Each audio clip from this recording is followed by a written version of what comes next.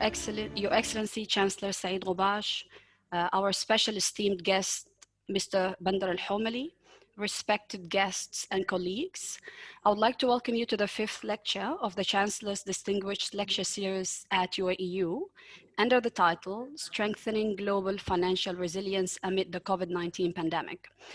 Our speaker today is Mr. Bandr Alhomaly, who is the Senior Advisor to the Executive Director Member of the IMF, Executive Board, International Monetary Fund. Mr. Alhomaly has extensive experience in the field of finance, having been sort of leading the G20 policy and being the Senior Advisor to the Saudi Executive Director at the IMF. A board member of the IMF Executive Board since 2016. He received his CFA charter in 2014. He was awarded degrees from prestigious institutions, such as an MBA from Cardiff University, a Bachelor of Finance and Business Administration from King Saud University, Corporate Finance Modular from London Business School, and has a number of executive sort of education degrees from very esteemed institutions like Harvard Business School and MIT. Previously, he worked at the Saudi Capital Market Authority as a senior security listing specialist and market surveillance specialist. He also worked at the State Street Corporation in the USA and served as an investment advisor at SMA holding company in Saudi Arabia. Welcome to the UAEU, Mr. Bandr, and look forward to your talk. Just before we start the session and for the smooth running of the session, I would like to announce a couple of house rules. I would really appreciate it if you keep your mics all muted. Mr. Alhomaly will speak for about 40 minutes. During his talk, feel free to use the chat window to exchange ideas, share comments, or raise questions. There will be a chance for a few questions following the talk at the end. And the session will be adjourned at 1 o'clock. Without further ado, I would like to ask you, Mr. Alhomaly, to start the presentation. Thank you so much for being here with us.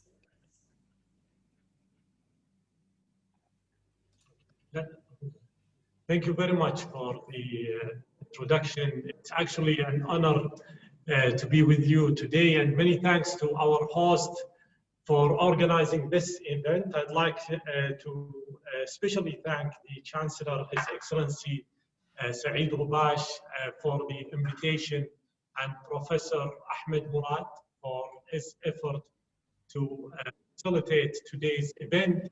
I wish we were able to meet in person today, but unfortunately, COVID-19 had another plan for us. So I hope everyone is safe and healthy. And I very much look forward to meeting you in person, hopefully very soon when this crisis is over. So let me share the slides I would like to present today with you.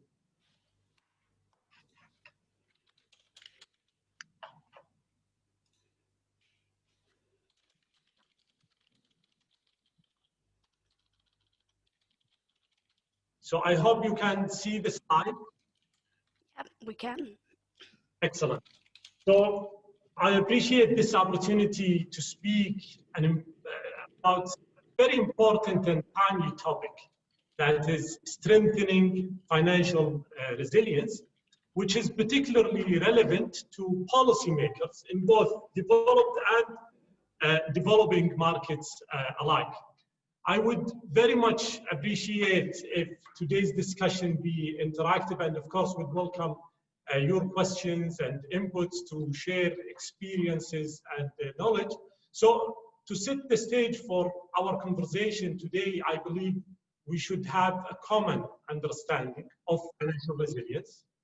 And what does it mean for governments and businesses, or even individuals, considering the current global challenges.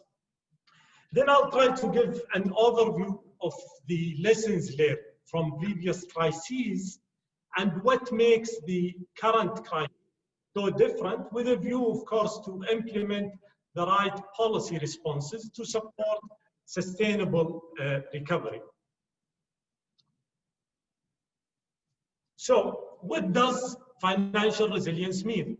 Well, as the name suggests, financial resilience is the ability to withstand financial distress due to shocks, which could be unforeseen or underestimated. So no one is immune to it. from individual to businesses and also governments. But of course, everyone can be better prepared and so be more resilient.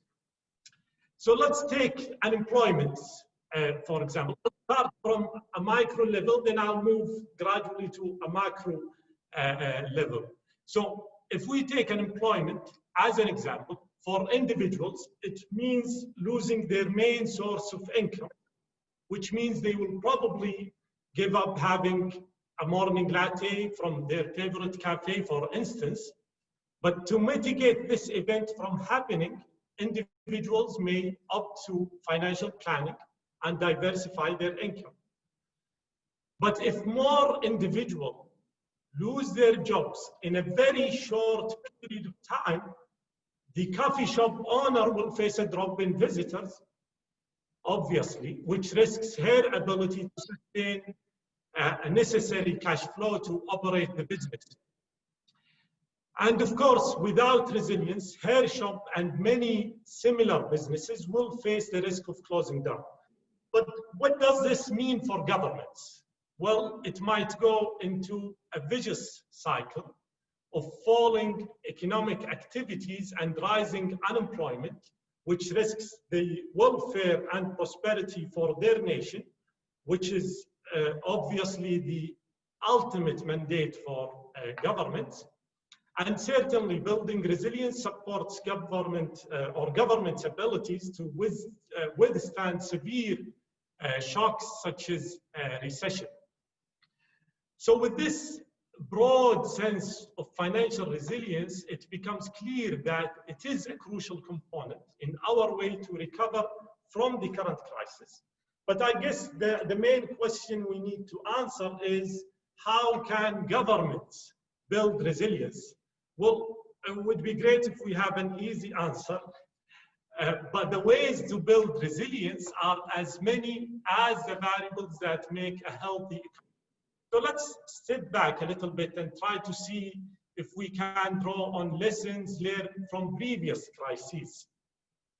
I'm sure you all remember the previous crisis 12 years ago, and perhaps some of you remember clearly the Asian crisis a decade before. So can't we use the same playbook to face the current crisis? Well, we could only if it was a similar crisis to either of them. So moving to the next slide, we can, well, looking at this slide, we can immediately recognize how fundamentally, or actually if we set the, I think I have technical difficulties with the slide. So. Okay.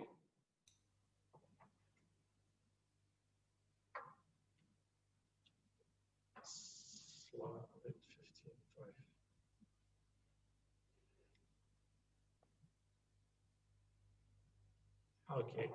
Yeah. If it helps you, Mr. Alhomaly, you can also email us the presentation and we can put it forward if you're having any experience, if you're experiencing any problems like that, yeah? I appreciate your precious time, but I'll see, of course, maybe it's not the, if you don't see the slide clearly, I can explain it. Well, but what I'm trying to say in this slide is that the current crisis is so different as it started as a health crisis. I'm sure in this slide, you only see the Asian crisis. Okay, here we go. So problem solved. Okay, so you can, of course, see the fundamental differences between all the crises. The current crisis is a health crisis, first and foremost, and led to unprecedented social and economic crisis. On the health front, the speed and scale of the virus spread have been unparalleled in many histories, as you know, or in modern history. So for this reason, the crisis is more profound and broader in the economic front compared to the Great Recession and the Asian crisis. So government around the world, now looking at some statistic here, government face novel and deadly virus, But they could, of course, and we witnessed that in many places in the world, many governments took swift and determined actions to curb its spread and save lives.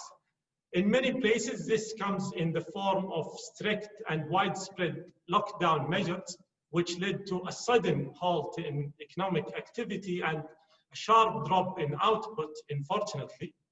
And as the world entered what the IMF calls the Great Lockdown, the previous crisis was the Great Recession, we call this crisis the Great Lockdown.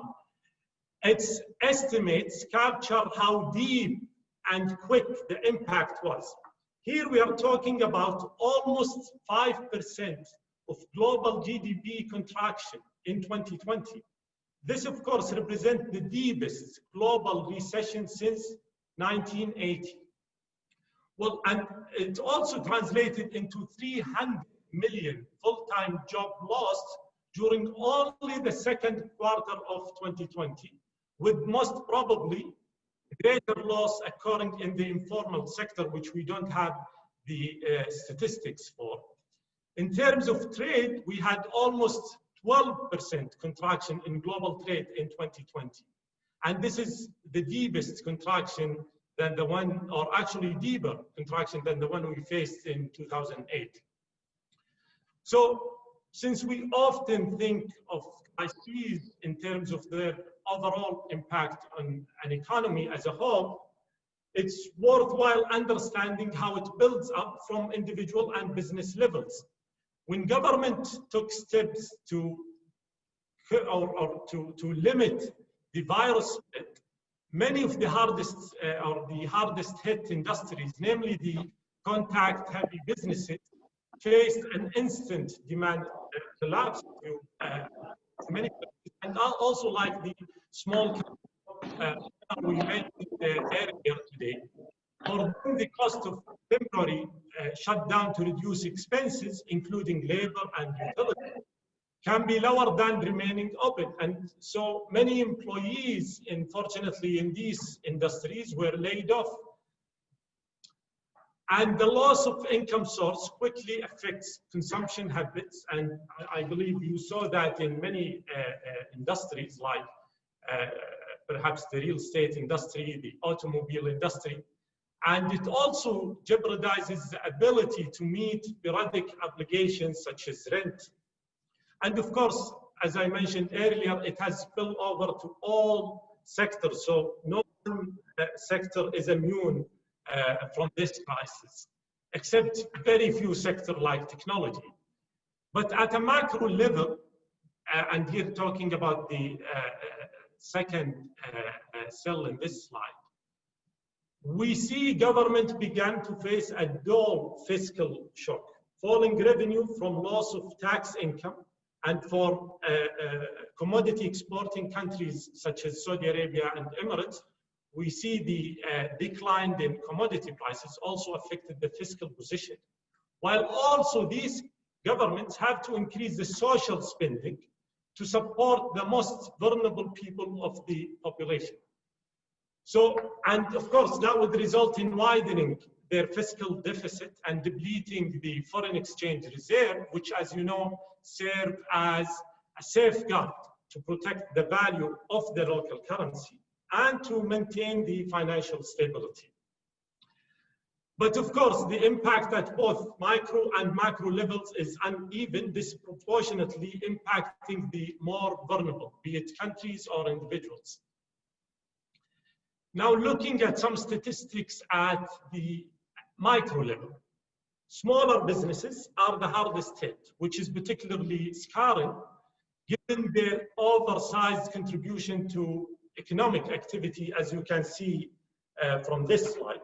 The OECD estimated a 9% increase in the failure rate of SMEs as a result of COVID-19 if there is no government support. So that tells you about the need for government support for these businesses. It also estimated a 4 to 8% deeper revenue loss for SME as a percentage of total asset than larger firms in European Union. And of course, this would put millions of private sector employees at the risk, as also estimated by the OECD. Now, looking at the issue from a macro level, the poorest countries, despite already suffering from a limited room for fiscal maneuvering, need to increase spending in response to the crisis, but with almost no scope for additional borrowing because their debt vulnerabilities is high.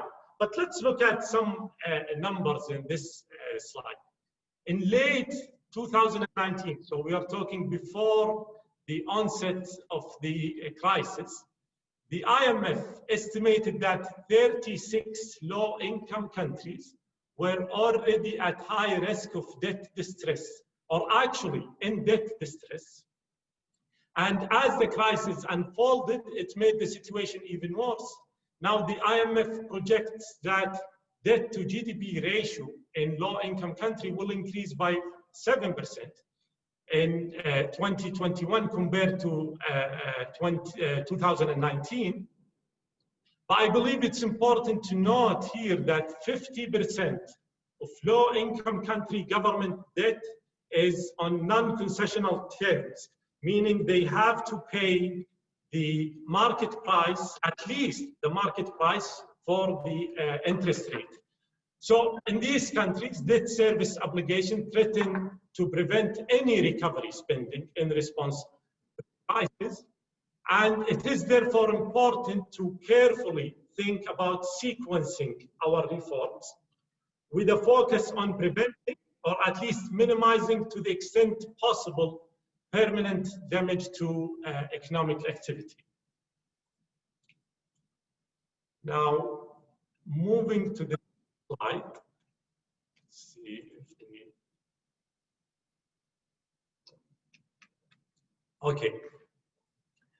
So this is an interesting slide because we have, I believe, before I talk about this slide, I should mention that we only have seen part of the crisis impact. And the main question is what we can do about it. Perhaps one of the silver lining of earlier crises is that they provide important learning experience.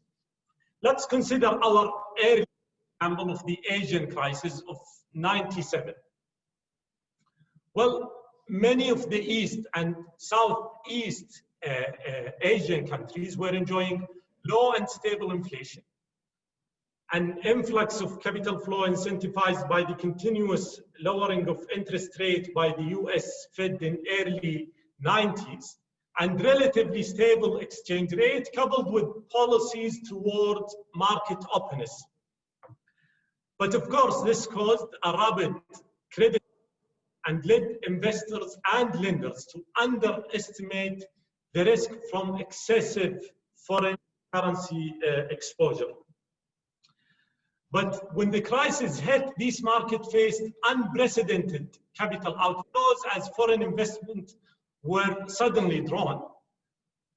Banks were also faced with maturity mismatches in their portfolios, and also corporations struggled with currency mismatches on their balance sheets.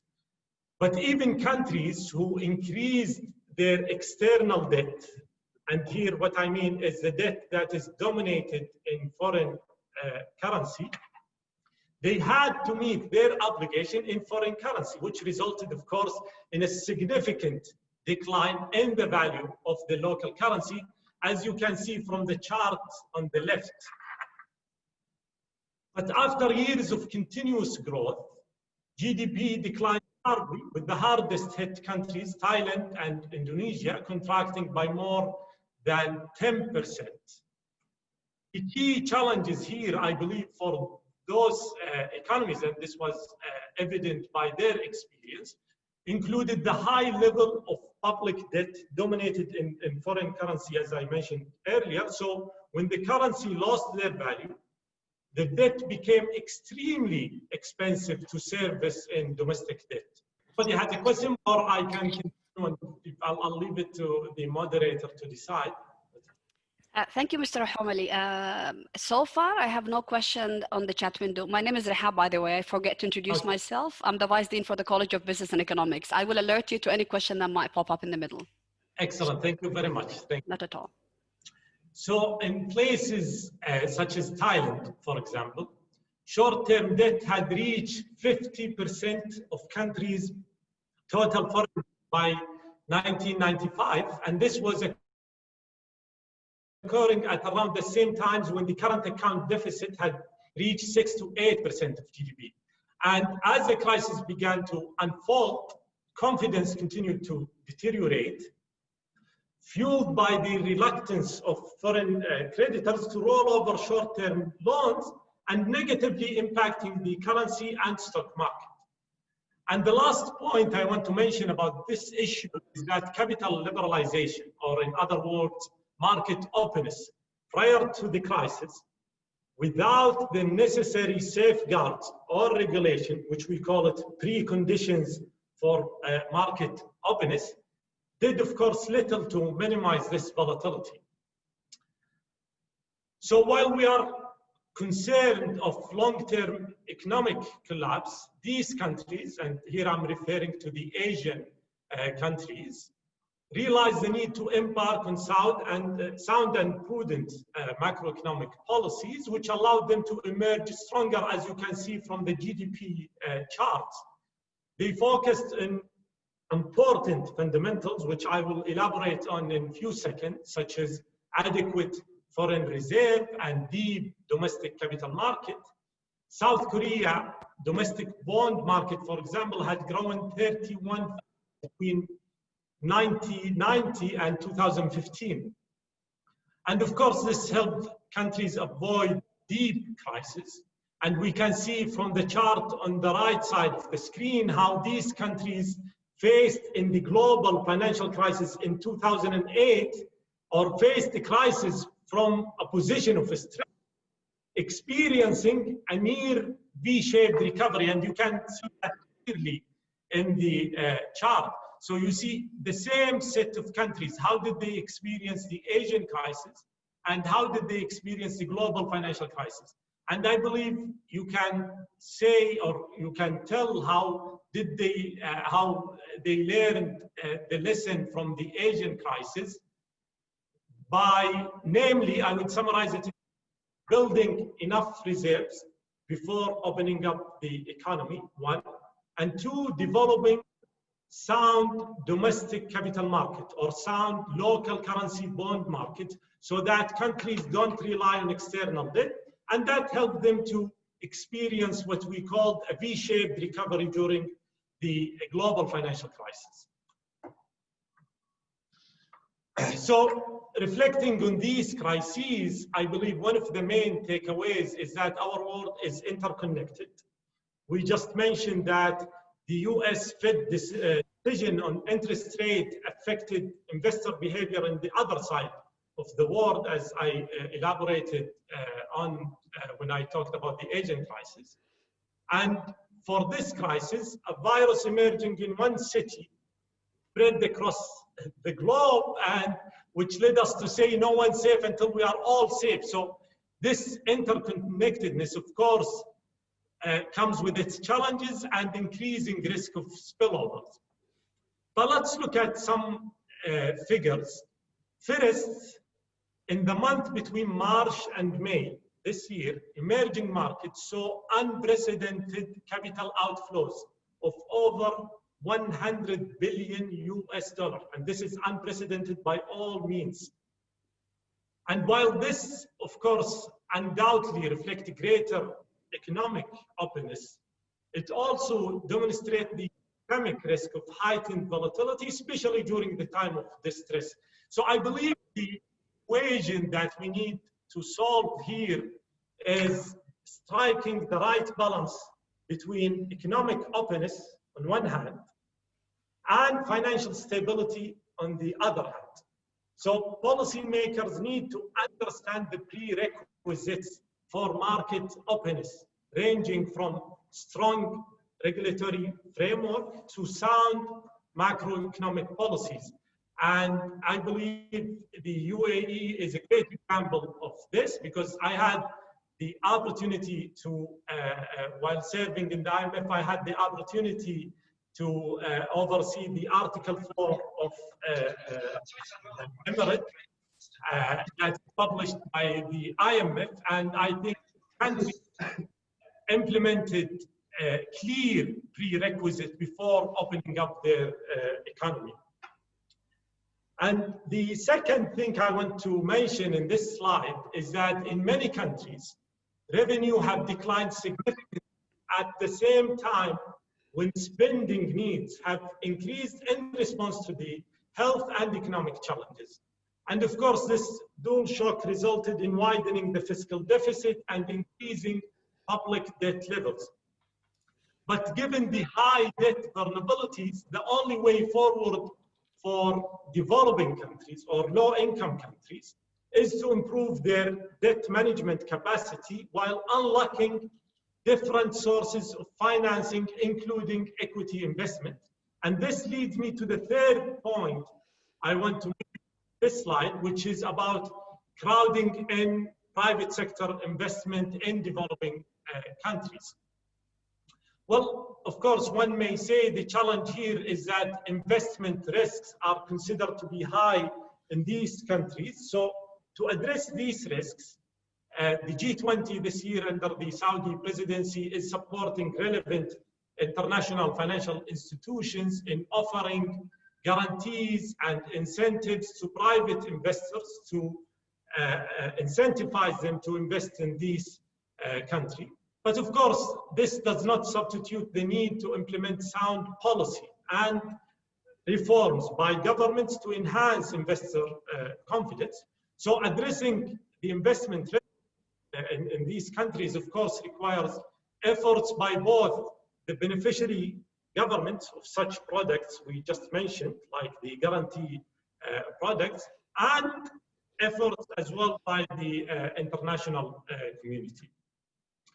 And last but not least in this slide, or actually it is the overarching theme I want to mention, is the need for global cooperation. Because what happens in one country affects other countries, and I will keep repeating this because it's extremely important.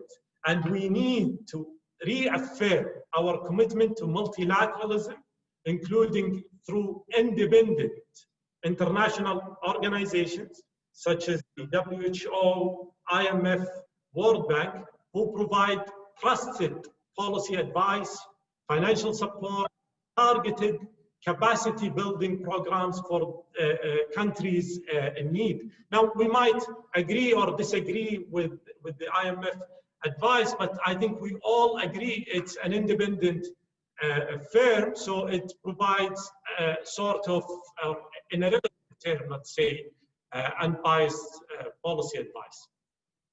But of course, we need, okay, so that's a slide that I like the most, because we need to prioritize the measures taken and ensure appropriate sequencing of reforms. And to simplify how we prioritize our response, I will go through 3 P's, as you see in this slide, which is preserve life, prevent deterioration, and promote recovery. So first, and here I'm talking about the first priority that we have to do when we are hit by a crisis. We must address the pressing challenges through immediate responses to protect lives and livelihoods, especially in the most vulnerable nations. And here we can see some of the main emergency measures taken by the G20 in form of $11 trillion injected into the global economy so far since the onset of this crisis.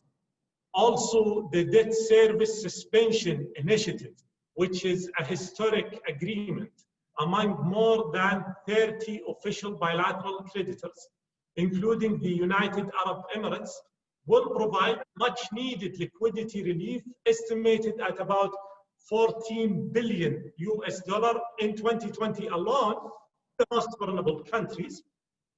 This initiative will help these countries strengthen their fight against the pandemic by increasing their social, economic, and health spending, and there will be a monitoring framework, or actually there is a framework that oversee how the money is spent in these countries.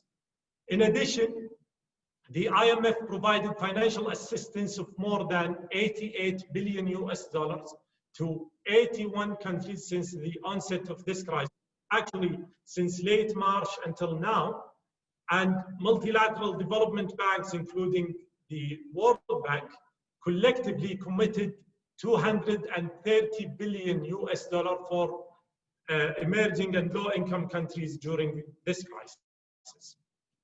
But of course, these are examples of immediate and short-term measures to respond to the crisis. And I'm sure all of you would, or actually maybe some of you would say this is not enough, and I would agree with that, because developing and low-income countries cannot rely on aid alone.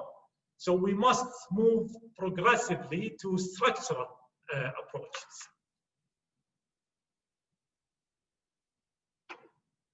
Okay, so and here I will shed light on the medium and long-term measures. So we talked about the emergency response. Now we have to talk about the medium and long-term measures. So talking about the medium measures, we should prevent deterioration by introducing structural ways to address funding and debt management. Remember when we talked about capacity building in vulnerable countries, this step comes here when international financial institutions not only develop best practices in the area of debt management, but more importantly, they should ensure that countries with limited capacity could actually implement these practices by providing targeted technical assistance. And only then we can embark on the journey of promoting long-term recovery, which leads eventually to growth, hopefully beyond pre-COVID-19 levels. So there are, of course, structural ways to promote long-term recovery, including by attracting private investment through political risk insurance or other means which we alluded to in earlier slide. I might not have the time to elaborate on all the long-term solution, but of course I would be happy to discuss with you any structural approach mentioned in the slide.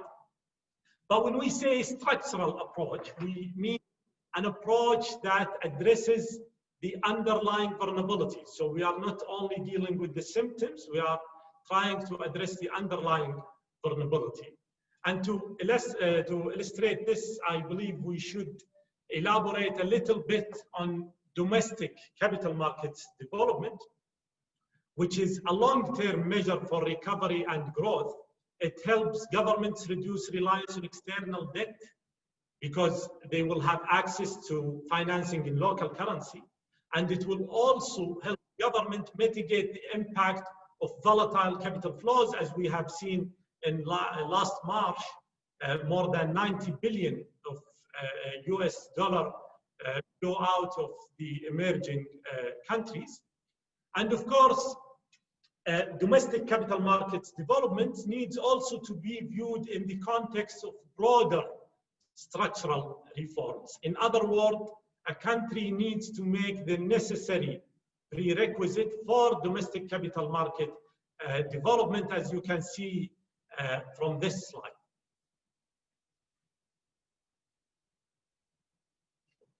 Okay. So I like to take about figures. That's why you see in my slides lots of numbers and figures. But let me elaborate on these figures a little bit. An inclusive recovery, as I mentioned earlier, must also be considered at domestic level. So not only in, we are not only talking about inclusive recovery that include all countries, but inclusive recovery within the country. to ensure that the most vulnerable segments of the population are not left behind. And this is extremely important for many reasons, including the social reason. So moving back to our earlier SME example, if you remember, and having recognized their outsized impact, it's important to address their persistent funding gap through both debt and equity financing. This again shows the importance of developing domestic capital market to complement the banking sector in providing funding solution. Issue we face here is that banks, especially in maybe the region of developing countries, are reluctant to provide financing to small businesses.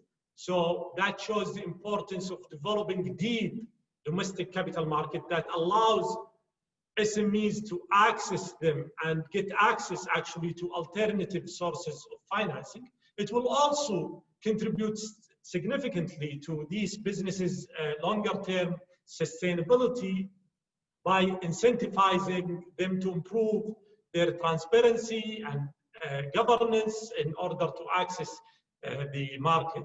And in this way, the outsized role of SMEs, including in promoting the employment of youth and women, is preserved. Okay, so now we went through this multifaceted topic. It's important to know that financial resilience is not a target that we hit.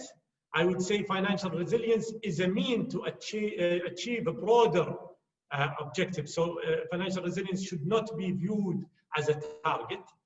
And remember the example we mentioned in the beginning on how to be more financially resilient as an individual through saving or diversifying income sources. This is not something we achieve once, rather it is a lifestyle that we should pursue. And just like with that example, financial resilience for countries need to be taken proactively and not in reaction to specific events like this crisis. Because, and we are of course all in this together, and that shows the importance of cooperation, which makes the difference between succeeding and failing. One of the main cooperation platforms is the G20, where the UAE is participating in this year, as you know. And speaking of which, we see the United Arab Emirates' dedication to financial resilience and its efforts to diversify its economy, including through having an investment-friendly environment. Now, let me end with this slide, which summarizes the main takeaways for governments, including commodity exporting countries such as Saudi Arabia and UAE. And going forward, surviving a crisis is a key source for us to learn and emerge stronger. I'm not going to go through all the main takeaways because I believe you can see them clearly. But I would like to thank you again very much for your attention. And of course, I would be more than happy to answer any questions we have or discuss any issue further. Thank you very much, Mr. Bandr. I've really enjoyed the talk, and I'm sure that my colleagues feel the same. It's inspiring. I'm not an expert on finance, but I relate to the field from accounting. And so I really hope that we have had quite a few takeaways today, not only in relation to how we deal with such crisis, but I like your last message about being proactive in making sure that our economy is functioning well. Without further ado, I'm going to ask my colleagues to throw in the questions that they've had. We received a few questions on the chat window. So I think it's best if we hear the questions from those who are there. We have about 8 or 9 questions. So may I invite you by name, Steve? I'm going to ask you to go first. And if you don't mind, just basically state your question clearly and shortly. Thank you very much. Well, in all truth, somehow or another I kicked off, and so I lost the question that I asked a couple of questions.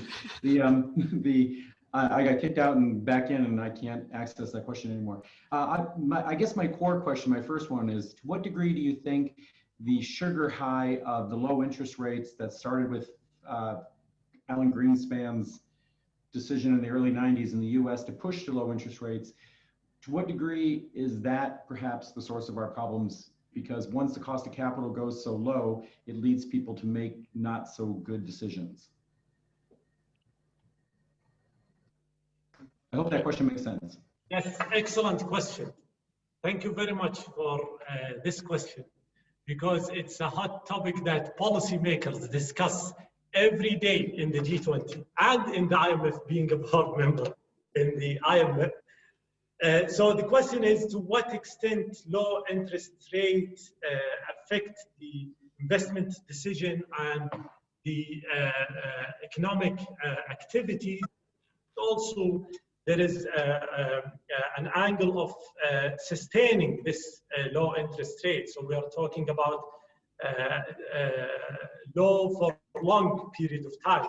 Well, and you mentioned the example in the 90s, the low interest rate, of course, in the US or in one of the developed countries or any of the G7 countries affect the investment decisions in emerging markets, in foreign and emerging markets. It incentivizes them to borrow in dollar, because it's much cheaper to borrow in dollar compared to their local currency. And so when the Fed increases the interest rates, it becomes so expensive for those investors to pay back their loan in foreign currency, such as dollar. And thus that will put pressure in the local currency. And here talking about the government level, which actually tells you about the importance of accumulating adequate international foreign reserve, because it is the main safeguard for local currency, especially in countries with pegged currency like Saudi Arabia or United Arab Emirates, and with countries that don't have hard currencies like US dollar or euro. They have to have adequate foreign reserves, so when the shocks hits, they could maintain the value of the local currency. Now, speaking about the other aspect of this question, I think communication among policymakers is extremely important. And I believe the US Fed is doing great recently in this regard. They have been communicating the interest rate path going forward, so that investors have expectation about the long-term trajectory of the interest rate. We don't need to surprise the market, because markets, of course, don't like surprises and don't like uncertainties. And I think Powell is doing great, who's the chair of Fed, in communicating with other policymakers. But of course, there is no optimal or ideal communication. The more we communicate, the better, of course.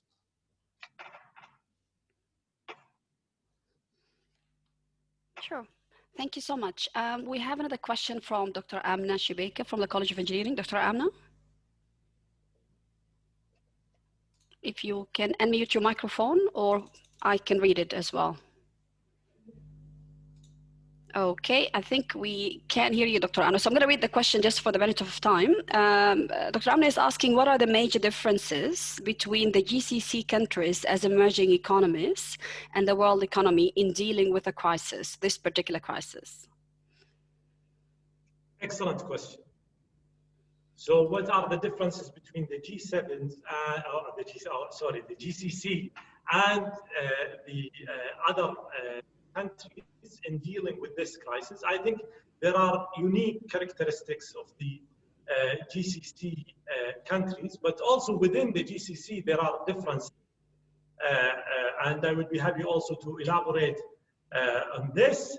I think I would look at the question from a different perspective. The GCC countries are, of commodity exporting countries. So they are mostly reliant on oil and gas.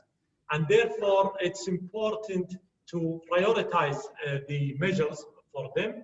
We talked about the emergency responses that I believe everybody should implement. We are not differentiating here between all countries in terms of the emergency response, in terms of increasing the spending in the health sector, in terms of increasing the spending in the social sectors. But when we talk about the structural approaches, of course, there are differences. The GCC needs to step up their effort in diversifying their economy so that they become resilient and not reliant on one source of incomes. And I believe the UAE is a good example here. I think the UAE is, relatively speaking, diversified economy compared to the other GCC countries. Saudi Arabia also, under the vision of 2030, embarked on a long-term journey to diversify its economy.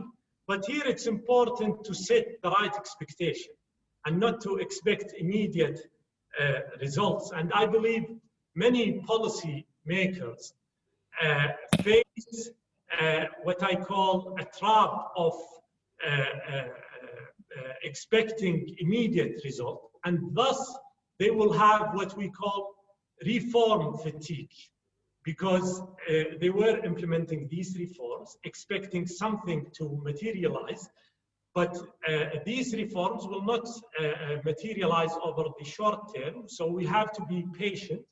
And also we need to communicate with the public. We need to communicate, governments need to communicate with its citizen so that the citizens set the right expectation, that the result will not be immediate. It's a long-term journey. We are all in this together, and we have to be mindful not to face the reform fatigue that I highlighted earlier. I worked in cases of many countries that had ambitious visions to diversify its economy, but after few months or a year, they failed to accumulate their objectives because they expected to yield the result over the short term, which is not logical at all. So to summarize my answer, I think for GCC, one, diversify their economy. Two,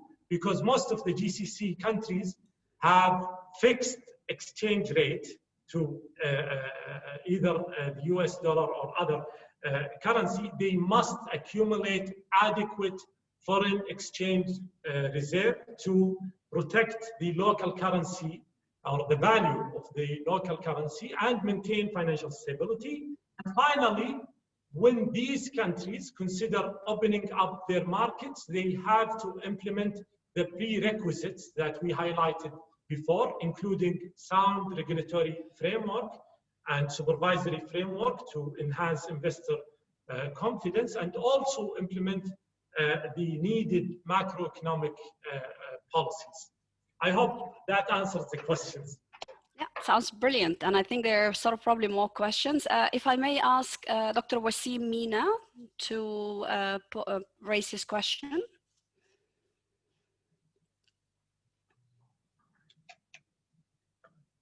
Dr. Wasim, do you want to unmute your microphone? Can you hear me? Okay, I think just again for the sake of time, I will read it, and later if we are missing any part, Dr. Wasim, please jump in on the text or on the audio. The question is, how does the IMF plan to ensure adequate global financial safety net? And I guess here we're talking about the future. Yes. Well, I was planning to talk about this issue, but I decided in the last few minutes not to talk about it because I thought it's too technical. But thank you for the questions, because now you embolden me to talk about this issue.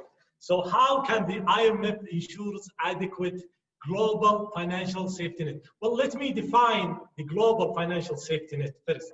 When we talk about global financial safety net, we are talking about a framework that ensures we have adequate financial resources to support economic growth and development while maintaining financial stability. And of course, to achieve that goal, we have to look at different sources of financing. The IMF is one part of it, but the IMF does not give you the full story. So we have to look at the international foreign reserve at central banks. We have to look at the financial reserves or the financial resources at the IMF.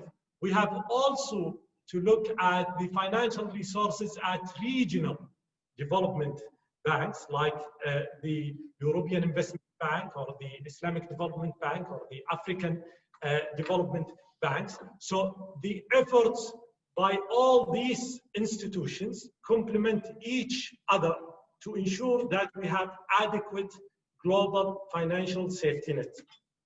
The IMF recently issued a report mentioning that it has enough resources to meet the demand of its members over the medium terms. So far, the IMF is making available $250 billion to its members, and it has the capacity to disperse up to $1 trillion. So we are only using 25% of the IMF resources. So for that reason, I think the IMF is adequately resourced to meet the demand of its members. Fabulous. Thank you so much, Mr. Bandr. We have like 5-6 questions and comments. So I'm going to read quickly some of the comments. So I have another quick comment from Steve.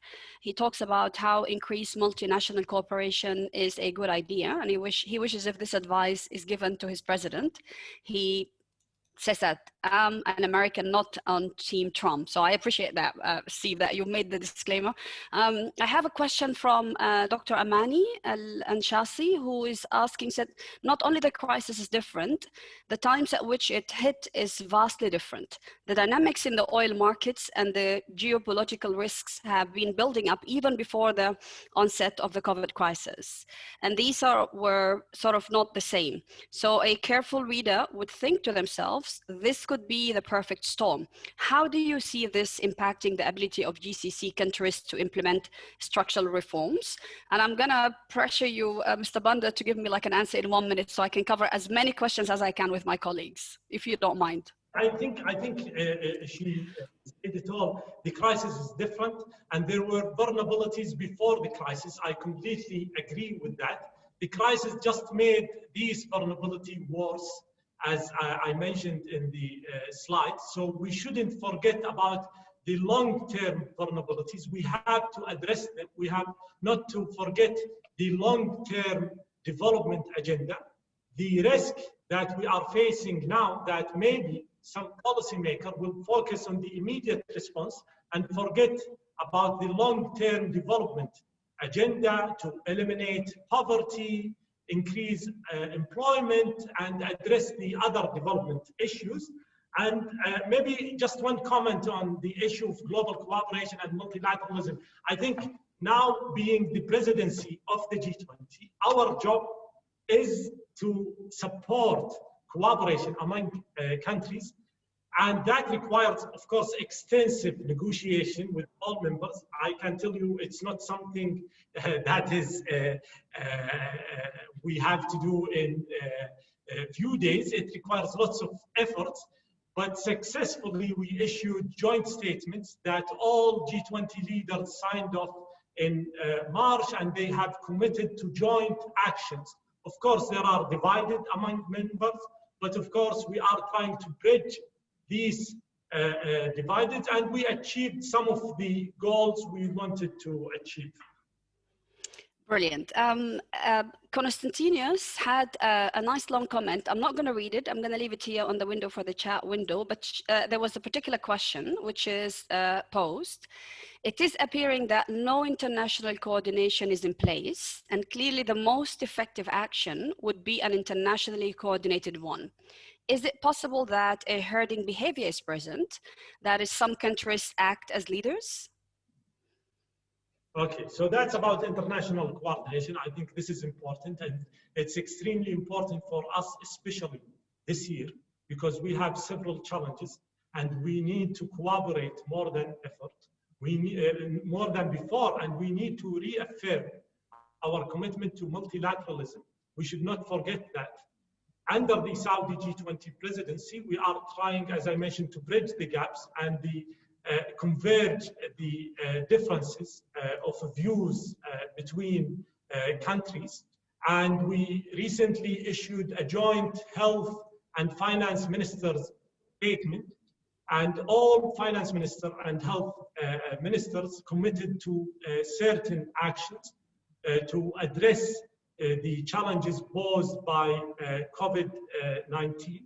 We have also, together with, when we talk, let me give you an example, the debt service suspension initiative. We are talking about more than 30 official bilateral creditors working together, including the US and China and other 28 countries committed to suspend the debt service due on more or about 73 low-income countries. So that is sort of cooperation. And of course, we need to achieve more. So I couldn't agree more with the comment on the need for stronger international cooperation. Brilliant. I have two more questions, and I think we will wrap up maybe 1 minute past 12, because I know we started about a minute later. So the question is from our Chief Financial Officer, Mr. Rob, who says, what role do you believe federal universities, such as UAEU, have in creating a more conducive economic environment for industry, and in particular SMEs? And you did talk about the SMEs actually in the middle of your presentation about how they also were impacted and what kind of help they can get. Would it be beneficial to form a tripartite arrangement involving universities, local governments, and federal government across the UAE to focus on how to stimulate the local economies and societies that the universities serve? So in short, I guess the role of research institutions and sort of who can also impact policy. And the last question I'll pose is, what will be the direction of the economy investments fields countries will invest in the midterm? These are the last two questions I think I'll pose. Okay, so both questions are great, and thank you for these questions. First, I agree that the crisis shows the importance of investing in research and development. This is extremely important, and we shouldn't overlook this, because we need to promote innovation. We need to promote new ways of doing things. And that proves to be the case, because as we saw, many technological companies benefited the most from this crisis. So that shows the importance of preempting the challenges of this crisis by innovating new things of doing the business. And I believe universities, research centers have great role to play in this regard. Regarding I believe the second question about the investment economic outlook, if I'm not mistaken. Yeah, in the future. So, yeah, so of course, so the economic outlook. Well, first, let me repeat, this is a health crisis, first and foremost, and it has economic consequences. So I believe the emergency responses that have been implemented so far have cleared some of the clouds in the outlook and removed some of the uncertainty. But this is not the whole story, because we cannot rely on emergency responses. So until we address the root cause of this crisis, which is the health crisis, I don't think we can have a good economic projection. There are different projections by different institutions, but I believe the projections are as accurate as the assumptions that were used for these projections.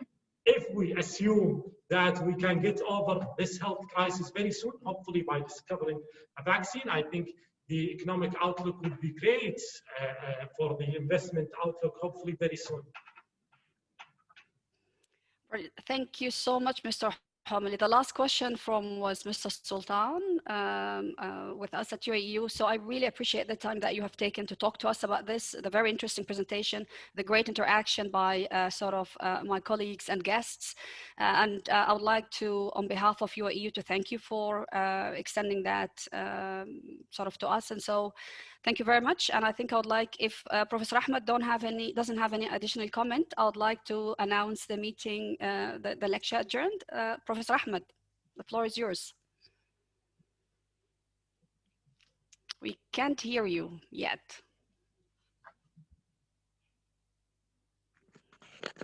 Yes, we can hear now the mic. Yes. Yes, okay.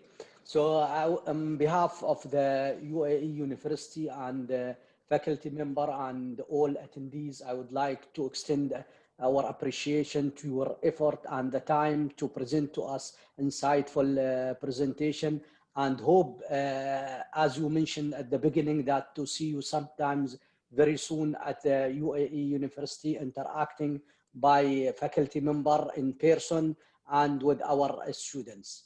And this will be as a beginning of long-term relationship with you, to have your experience as one of the maybe young leader in a prestigious international organization. Without further more, and maybe I will retain the floor to Professor Rehab to elaborate more, if she has any other comments. No, I think I'm done. I apologize for keeping people a couple of minutes after the 1 hour that we promised earlier, but thank you very much. Mr. Bandr, if you would like to say anything, we will leave at your say. Thank you very much, Dr. Ahmed, for your kind words. I very much look forward to meeting you all very soon, and we are optimistic that we will go over this crisis, hopefully soon, and things will be better. I thank you very much for your questions, for your comments. I benefited a lot. There are many useful insights, and I look forward to more interaction, hopefully soon. And we also look forward to welcoming you here in Riyadh when the time permits. Inshallah. Thank you so much. Thank you. Thank you. Okay. Thank you. Okay. Lecture adjourned. Thank you so much.